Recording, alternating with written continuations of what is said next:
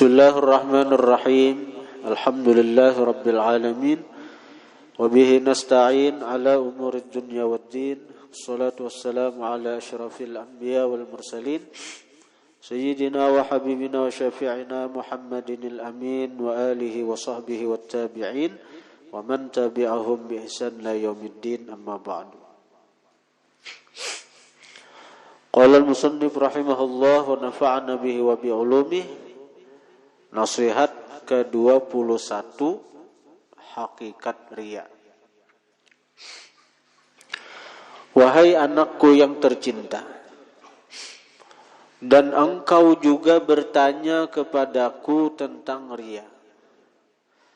Maka riya itu sebenarnya lahir daripada rasa membesarkan makhluk. Kita sembahyang, pada hati ini kulir sembahyang. Tapi karena ada seseorang, lalu dengan adanya seseorang tadi jadi pendorong kita untuk melakukan sembahyang. Nah itu riya. Jadi seakan-akan kita ini lebih membesarkan makhluk daripada Allah Al-Khaliq. Seandainya saurangan kada tegawin. Tapi karena ada si A, si B, lalu kita menggawi ibadah itu. Jadi riya itu pada ibadat. Jadi riya itu jatuhnya pada ibadat. Kalau masalah dunia itu lain riya. Ada orang nukar baju harat tuh riya. Ya. Ada orang baulah rumah harat ganal bahria itu baharat rumah. Lain babnya itu. Ada orang nukar motor bahria narain itu lain. Jadi riya itu jatuhnya pada ibadat. Nah, jadi kita menggawi ibadat karena seseorang. Karena ada si A, ada si B. Misalnya ada karena calon mintuha misalnya, ya kalau lalu bercangkal hendak menunjukkan aku nih pak ibadat, aku nih ahli taat. Nah itu riya gitu. Dan cara menghilangkannya ialah bahwa engkau melihat makhluk ini diarahkan oleh takdir Tuhan. Dan engkau merasakan bahwa mereka itu tidak ubahnya seperti benda-benda yang beku, yang tidak mempunyai sebarang kemampuan. Sebar itu sedikit pun kada mempunyai kemampuan untuk menyampaikan kerehatan atau kemudaratan. Untuk menyampaikan manfaat atau mudarat kada kawa. Ujar guru-guru bahari itu, manusia itu anggap kayak batu aja. Jadi inya kada kawa memberi manfaat kepada kita, mereka kada kawa memberi mudarat kepada kita, apalagi memberi pahala, apalagi menyiksa kada kawa. Nah orang-orang kayak itu tuh pantaslah jadi pendorong kita dalam beramal, dalam melakukan taat. Inya haja ada kawa memberi pahala sagan inya saurang, apalagi memberi pahala sagan kita kaina orang nang kita jadikan pendorong kita untuk taat toh sagan menyelamatkan inya haja dari neraka Allah Ta'ala, dari siksa Allah, ada kawa bila kada ditolongi Allah. Apalagi hendak menyelamatkan kita. Nah itu. Maka dengan itu engkau akan selamat daripada mengambil kira dengan pandangan mereka. Tetapi jika engkau melihat kepada makhluk ini dan engkau merasakan bahwa mereka mempunyai kekuasaan dan kehendak, maka sifat riya itu tidak akan hilang daripada dirimu. Nah artinya apa? selama kita masih memandang makhluk, kita kada akan bisa lepas daripada riya. Pahamannya lagi, papalingannya nih, untuk mendapatkan ikhlas, kunci sakira ikhlas dalam beribadat, kunci sakira ikhlas dalam melakukan taat, itu adalah al-musyahadah, memandang semuaan itu adalah dari Allah. Nah, jadi bila hendak ikhlas, kuncinya sebutin aja musyahadah. Musyahadah itu apa? Idrakus syai bidzauq, ujar guru sekumpul. Memperdapati sesuatu, merasakan sesuatu dengan rasa. Memperdapati sesuatu dengan dzauq. Dzauq itu rasa.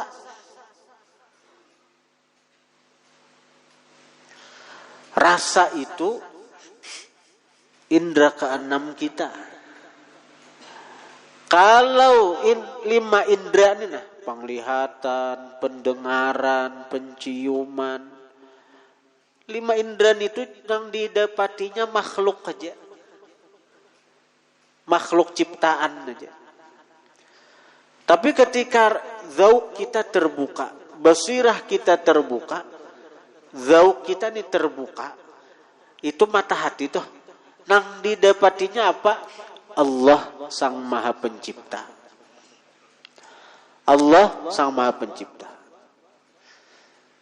Yang ungkapan orang bahari itu, ungkapan orang bahari, sa palimbayan, sa palangkahan, sa pamajaman, sa wujud, sa rasa, sa rahasia. Itu orang bahari. Sa palimbayan, setiap tangan balimbai ingat satu yang malimbayakan. Sa palangkahan, setiap kaki melangkah ingat satu, ingat zat yang satu yang melangkahkan. Sa pamajaman, setiap mata bepajam babuncalak ingat satu yang menggawiakan. Nah, sa wujud, akhirnya hanya ada satu yang wujud. Sa rasa, akhirnya hanya ada satu yang dirasa. Sa rahasia, ya Pak? Nah, itu amun dirasa akan bujur, kawatu ikhlas. Setiap sembahyang, gerak dan diamku kenyataan dari af'al perbuatannya. Kada ada lagi kisah seorang. Kawatu ikhlas. Nang dilihat tuh nyata gawian sidin. Kada ada kisah kita. Ketika kita takbir, siapa nang maangkatakan tangannya sing kawa kita maangkat, siapa nang menolongi kita? Siapa nang menolongi? Itu panang diitihi lagi. Ketika kita bebacaan, itu kenyataan dari sifat kalamnya. Ibarat wayang, kita ini kada bisa bepandir. Nang bepandir itu siapa? Ya dalang. Siapa nang mengawakan kita bebacaan Fatihah, bebacaan ayat, berzikir. Nah bila sudah kayak itu, kawat tuh ikhlas kita. Kawat tuh ikhlas. Nah, selama kita belum ikhlas itu, apakah kita kada usah menggawi taat? Nah ini salahnya sebagian orang kaji ilmu kebatinan itu. Sembahyang kada ko ikhlas 2 jam masih tak aku. Akhirnya parai sembahyang. Bukan gaya itu. Ketika kita belum kawal lagi ikhlas, tetap kita gawi perintah. Apa nang disuruh tetap kita gawi sambil kita berusaha membujurakan hati sakira ikhlas. Sampai mati tetap kada kawa ikhlas nang dipandang Allah usaha kita, keinginan kita hendak ikhlas. Kita berusaha sakira kawa musyahadah, sakira kawa ma'rifah selama hidup nih. Sampai hendak mati kada ma'rifat juga. Misalnya nang dipandang Tuhan itu bukan ma'rifatnya, tapi keinginan kita itu, kehendak kita.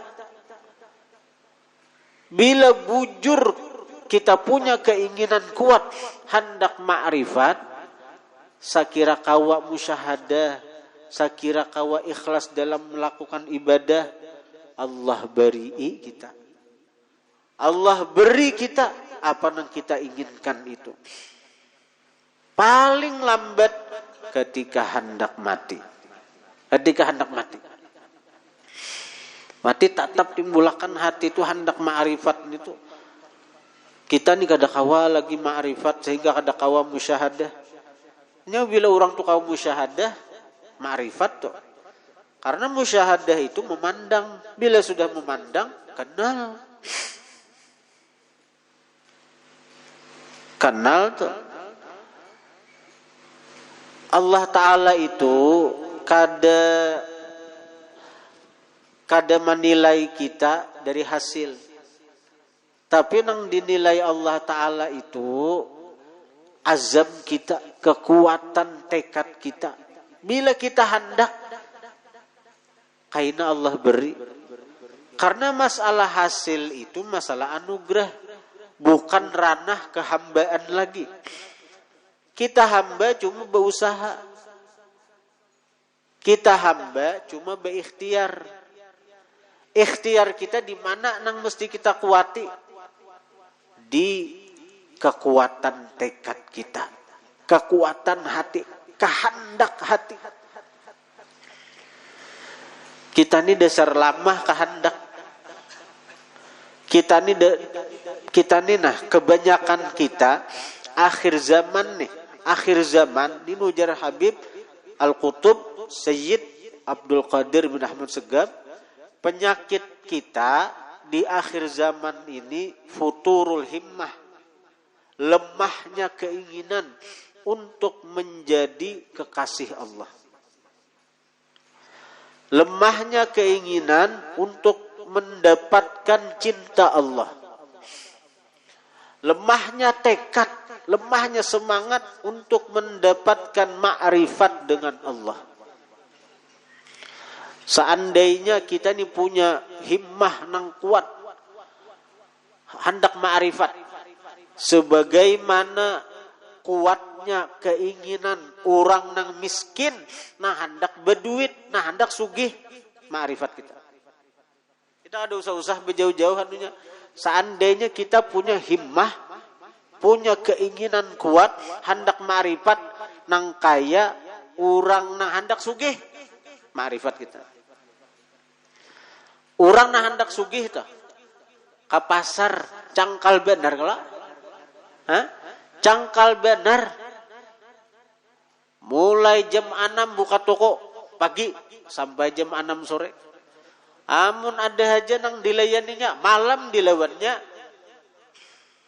Langganan menelepon kawakah nih barang nah jam berapa? Tengah malam bukainya. Ada orang yang berjual sayur di pasar di Berabe itu ada pasar sayur nih tuh. Jam 2, jam 3 sudah ramai di pasar sayur di Berabe itu. Jam 1 nah sudah besapida tukang sayur, paman sayur, ada nang besapida motor membawa sayurnya nang itu nah ke pasar. Jam 1, jam 2, jam 3 parak subuh bubar sudah. Bubuhan nang anuannya aja lagi. Subuh itu buah nama incir aja lagi. Nah seandainya orang-orang yang kaya itu nah himmah mereka keinginan mereka dipalingkan untuk mendapatkan ridha Allah, kada betah kada ma'rifat. Jam 1 sudah bangun, jam 2 sudah bangun, jam 3 sudah bangun, balantak berzikir, baca Quran, baca salawat, baca istighfar. Kada betah kada ma'rifat. Orang nang di pasar mulai jam berapa di pasar? Jam 7, jam 8 buka toko. Kada muyak-muyak kadenya. Sampai jam asar tutup. Cakap belantak bersalawat lawan baginda Nabi. Ada betah kada ma'rifat. Tapi kita punya keinginan yang lama. Kita akui. Ini penyakit kita di akhir zaman. Kita ulun kada menyambat pian, ulun memadahi diri ulun juga. Kita kebanyakan kita di akhir zaman ini penyakit futurul himmah. Lemahnya semangat, lemahnya tekad untuk makrifat kepada Allah. Ujar Habib Abdul Qadir bin Ahmad Segaf, bahari itu sini wali kutub, Pak. Sini tahu, melihat. Bahari itu nah hendak jadi wali itu beantri karena kursinya penuh. Jadi bila ada meninggal saya ikong langsung ada duduk. Wayah ini, Bang. Wayah ini banyak kursi-kursi para wali itu nang kosong, peminatnya kadeda. Peminatnya kadeda. Itu yang mengatakan itu Habib Abdul Qadir Segaf, wali kutub nang wafat tahun 2009 tadi. Peminatnya kosong. Kebanyakan dunia sudah kita lihat. Hadirin hadirat yang dirahmati Allah Subhanahu wa taala. Nah, jadi kayak apa sekira kita mendapatkan musyahadah? Sering ulun jelaskan bahwa musyahadah itu buah daripada tajalli Tuhan. Allah bertajalli, tajalli itu menampak artinya ke hati seorang hamba. Lalu ketika Allah menampak di hati seorang hamba, maka hati hamba itu melihat nampaknya Allah, nyatanya Allah pada makhluk ciptaannya. Inilah yang diisyaratkan oleh Tuhan dalam Al-Quran. Afala yanzuruna ilal ibili kaifa khuliqat wa ilas sama kaifa rufi'at wa ilal jibali kaifa nusibat wa ilal ardi kaifa sutihat. Afala yanzurun ilal ibil kaifa khuliqat. Apa tidakkah mereka melihat? Apa tidakkah mereka melihat kepada unta? Kaifa khuliqat. Bagaimana dia dicipta. Ini isyarat kepada hati yang melihat bukan sebatas melihat unta dan binatang yang lain, tapi yang dilihatnya adalah siapa yang mencipta unta itu. Bukan sekadar kada melihat unta kah? Bukan untanya yang dilihat, kaifa khuliqat, bagaimana unta dicipta. Jadi yang dilihat nang menciptakan unta itu. Wa ilas sama kaifa rufi'at. Mereka kada melihatkah kepada langit? Sekadar melihat langit, bukan langitnya yang dilihat. Kaifa rufi'at, bagaimana langit ditinggikan. Ketika mereka melihat langit, nang mereka lihat bukan sekadar langit, tapi di balik siapa nang meninggikan langit itu nang kada betihang, kada ada gugur ke bumi. Ayo. Benda-benda langit ini tuh kada ada nang gugurnya ke bumi, siapa nang menahan itu Amun kada ada nang menahan nang itu, kadada nang maatur benda-benda langit nang itu keluar aja sedikit daripada relnya planet-planet ini bertabrakan. Kan ada jutaan nih di langit itu benda-benda nih, ada jutaan, bukan jutaan, miliaran, dan itu berada dalam porosnya. Sedikit aja keluar pada jalurnya nang itu kiamat dunia. Karena saling bertabrakan kena. Siapa nama atur itu? Nama menjaga itu siapa? Jadi orang-orang yang terbuka mata hatinya dia akan merasakan nampaknya Allah pada makhluk ciptaannya. Tapi ini bagi hati yang terbuka. Sebab apa terbuka? Sebab Allah bertajalli pada hatinya. Amun Allah belum bertajalli lagi ke hati si hamba, kada cagaran bisa melihat itu. Melihat unta, ya unta. Melihat sapi, ya sapi. Melihat kambing, ya kambing. Kadada bisa matanya, hatinya melihat di balik siapa yang mencipta unta, siapa yang melihat sapi, siapa yang mencipta sapi, siapa yang menciptakan kambing, kada cagaran kawan. Kada cagaran bisa.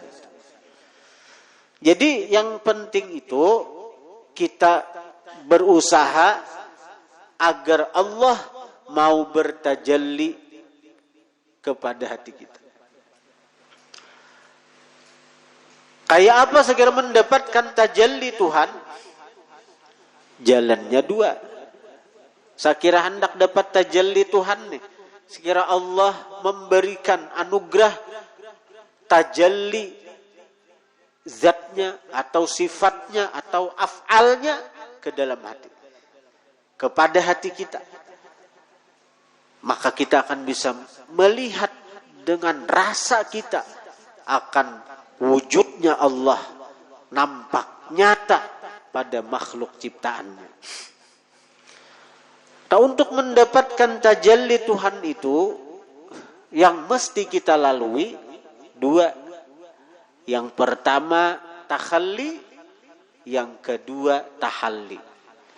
Bila dua ini kita jalani, ini jatuh kepada usaha hamba.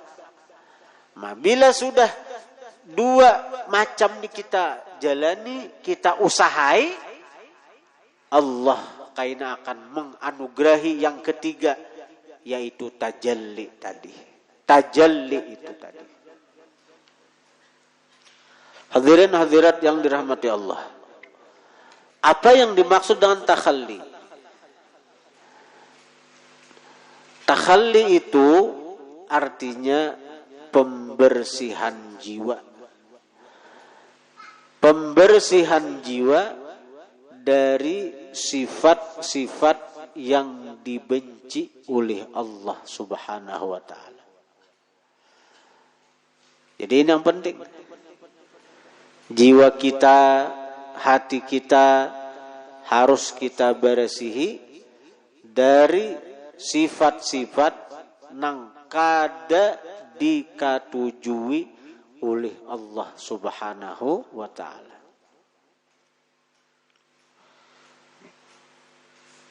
Apa sifat-sifat nang kada dikatujui Tuhan? Pokok daripada sifat nang kada dikatujui Tuhan itu tiga. Yang lain itu cabang aja. Nang lain itu cabang aja. Pokoknya, akar manahnya. Nah, dari ini bila berakar, lalu bercabang-cabang, lalu tuh. Nah, ibarat pohon tuh ini akarnya, asalnya. Nah, dari nang tiga ini lalu bercabang. Penyakit-penyakit lain timbulan. Penyakit-penyakit lain timbulan. Dari nang tiga ini. Yang pertama pokoknya toh adalah al-kibru, sombong, merasa diri lebih daripada makhluk Allah yang lain. Apakah? Dari segi ilmu kah? Dari segi harta? Dari segi ketampanan? Dari segi banyak pengikut? Dari segi apa? Wibawa? Dari segi orang banyak menghormati seorang? Ini kibir ini merupakan pokok penyakit. Pokok dan ini asalnya nang beisi penyakit kibir ini adalah iblis laknatullah. Iblis laknatullah. Nah, ini termasuk penyakit batin yang tuha. Iblis itu kayak apa ma'rifatnya? Kenalnya lawan Tuhan. Kayak apa kedudukannya di sisi Tuhan. Iblis itu 20.000 tahun malah jadi malaikat di langit sana. Bulang balik masuk surga. Keluar masuknya ke surga Allah Ta'ala tuh keluar masuk. Ngarannya gin Azazil asal. Azazil. Nah, termasuk pembesar malaikat menurut sebagian riwayat. Karena Jibril, Mikail, Israfil belajar lawan si Azazil ini. Nah, tapi ketika ini merasa diri lebih mulia daripada malaikat-malaikat yang lain, nang dilejarinya, karena ini merasa jadi guru, merasa banyak ibadat, karena di langit itu kadada sedikit pun tempat walaupun sakilan melainkan iblis pernah sujud kepada Allah di tempat itu. Jadi langit itu bahasa kita papak lawan tempat sujud iblis. Amun ulun pribadi di Bungin ini jalan 7 tahun sudah majelis parak lagi kita ulang tahun majelis syukuran. Ada papak lagi ulun di sini. Ada pernah lagi ulun kelilip sujud di masjid halus ini daripada sedikitnya sujud Allah Ta'ala masih. Iblis tuh sin luasan langit kadada tempat walaupun sakilan melainkan iblis itu pernah sujud lawan Allah. Tapi apa hasil ibadatnya? Apa hasil daripada kealimannya?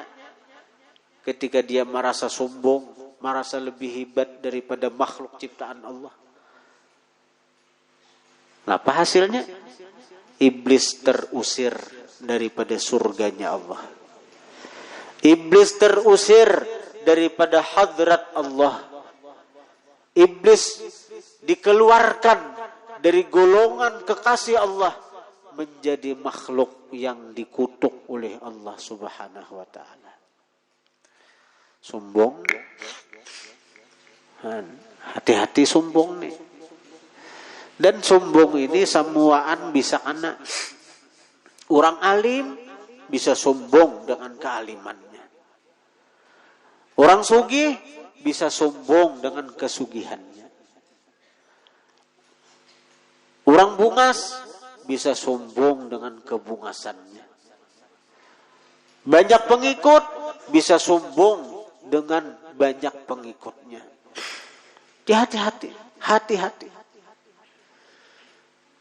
Hati-hati. Orang nang sudah di surga aja sombong, diusir dari surga. Kita nang di luar surga sombong, mengharap masuk surga lah. Orang nang dalam surga sudah sombong, diusir. Iblis. Kita nang di luar surga, sombong, mengharap masuk surga. Ini penting nih. Kayak apa obati sombong nih tak? Mau obati sombong tuh kayak apa caranya? Saya kira jangan sombong nih. Dua kita pikirkan. Dua kita renungakan, kita resapi, kita hayati. Dua nih selalu ada di pikiran kita. Bila cagar anak jadi orang sombong, nang orang beilmu nih, cagar anak jadi orang sombong, pikirkan dua nih. Nang baharta, nang bungas. Bila sombong, pikirkan dua nih kalau mau ampeh. Pertama nang direnungi ketika hati hendak sombong sudah merasa lebih mulia, lebih hebat, lebih besar dari orang lain. Nang kita pikirkan apa? Nang kita pikirkan ketika kita sombong, merasa harat dari orang lain, kita itu satu derajat dengan iblis. Kita sama lawan iblis. Kita sama lawan iblis. Berarti kan ada bedanya aku lawan iblis.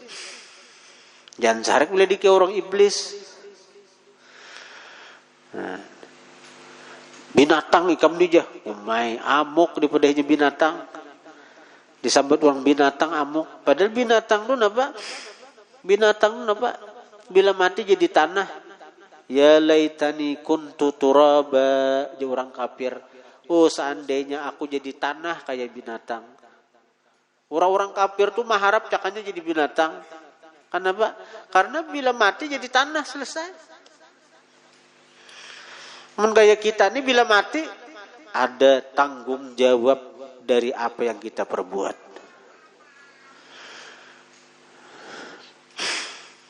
Ketika kita sama dengan iblis, banget pada binatang malah. Ketika hati ini merasa lebih daripada orang lain, kita satu derajat lawan iblis. Pikirkan itu. Yang kedua, kita pikirkan, kita tafakuri, kita hayati. Ketika kita sombong, kita menjadi makhluk yang dibenci oleh Allah. Ketika kita sombong, kita menjadi makhluk yang dibenci oleh Allah. Allah muar lawan kita. Allah marah lawan kita. Allah sarik kepada kita. Kenapa mati Allah sarik? Kita tarabuti ampun sidin. Kita marampas sifat sidin. Al-kibriya'u ridai wal 'azamatu izari. Ujar Tuhan, kesombongan itu sifatku. Ridai itu selendangku, keagungan itu pakaian tapihku. Maksudnya apa?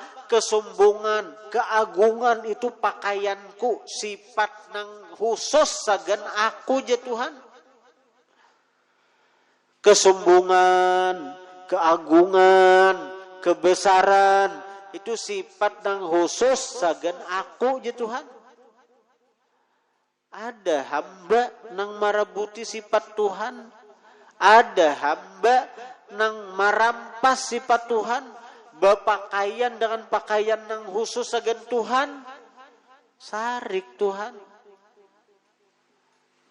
Jadi bila kita sombong, kita jadi hamba nang dimurkai Tuhan. Kita jadi hamba nang dibenci oleh Tuhan. Nah, jadi dua tuh kita pikirkan. Dua hal tuh nah kita hayati, kita pikirkan. Itu. Nah, jadi itu nang takhalli kita lah, takhalli pembersihan diri dari sifat nang dibenci oleh Allah. Pertama, kita bersihi diri kita daripada kibir, daripada sifat sombong. Dengan cara apa tadi? Dengan cara kita memikirkan dua hal tadi. Pertama, ketika kita sombong, kita menjadi orang nang satu derajat dengan iblis laknatullah. Iblis orang yang sudah di surga, ketika sombong terusir dari surga. Kita orang yang di luar surga sombong, jangan berharap masuk surga. La yadkhulul jannah man kana fi qalbihi mithqalu dzarratin min kibrin. Kada akan masuk surga orang yang di dalam hatinya seberat biji sesawi daripada kesombongan. Kada akan masuk surga orang yang di dalam hatinya seberat biji minyak daripada kesombongan. Biji minyak kalau sebenarnya kalau kada akan masuk surga. Yang kedua, kita ingatkan bahwa ketika kita sombong, kita menjadi hamba yang dimurkai, yang dibenci oleh Allah Subhanahu wa taala. Nah, dua hal itu mudah-mudahan kawa menyelamatkan kita daripada sifat kibir, sifat sombong itu dahulu. Nah, kemudian kena sifat kedua dan sifat ketiga insyaallah kita bahas. Barak 10 Al-Fatihah.